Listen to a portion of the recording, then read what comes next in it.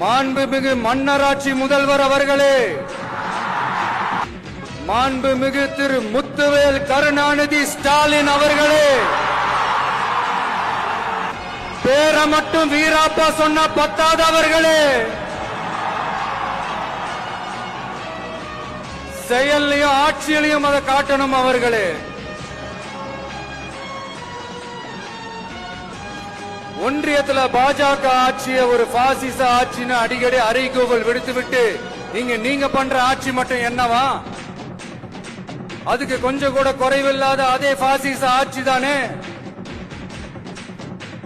ஒரு கட்சி தலைவனா ஜனநாயக முறைப்படி என் கழக தோழர்களையும் என் நாட்டு மக்களையும் பார்க்கறதுக்கோ சந்திக்கிறதுக்கோ தடை போடுறதுக்கு நீங்க யாருங்க?